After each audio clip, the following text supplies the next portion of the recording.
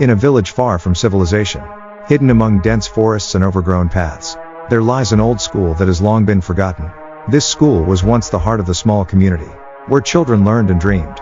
But one tragic event changed everything. Now, the school stands in silence, frozen in time, and only those who dare to challenge fate venture inside.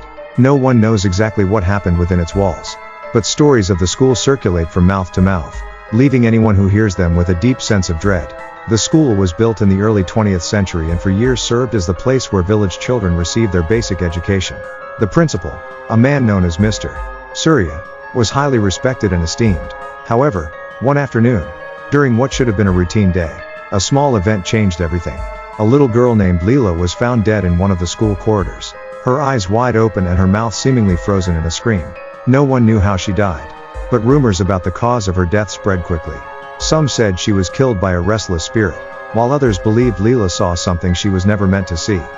After Leela's death, the atmosphere in the school changed. The children were scared, and no one dared to walk alone in the hallways. On certain nights, villagers living near the school began to hear strange noises coming from within the building. Some heard footsteps on the old wooden floors. Others heard the cries of a little girl.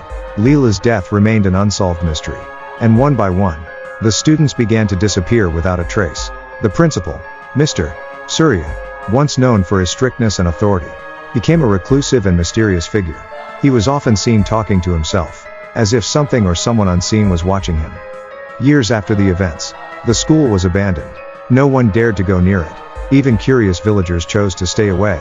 But one day, a group of young men who had just returned from the city decided to visit the school. They wanted to prove that the horror stories they'd heard were just myths.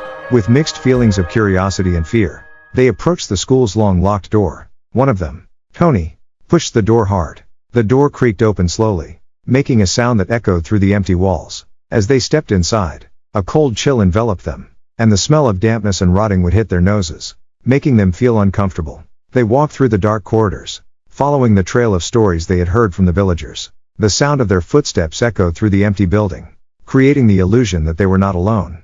When they reached the classroom at the end of the corridor, the door that should have been locked opened on its own. The creaking sound of the door made them pause for a moment, exchanging meaningful glances. Inside the room, old desks and chairs were neatly arranged, but all covered in a thick layer of dust. In the corner of the room, there was a blackboard that still bore the faint traces of chalk, as if someone had just written on it.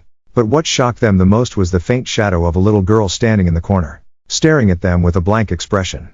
One of them, Leah, felt compelled to approach the shadow of the girl. With hesitant steps, she walked slowly while the others watched with anxious hearts. Just as Leah was about to reach the shadow, the little girl suddenly vanished, leaving Leah standing in the corner with her heart pounding. In the spot where the girl had been standing, Leah found an old, forgotten diary. With trembling hands, she opened the first page and began to read.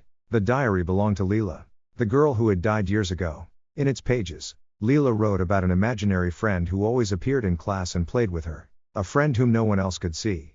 But toward the end of the diary, Leela's writing turned to fear. She wrote about nightmares that never stopped, about a shadow that kept approaching her at night, and about a secret she hid beneath the wooden floor of her classroom.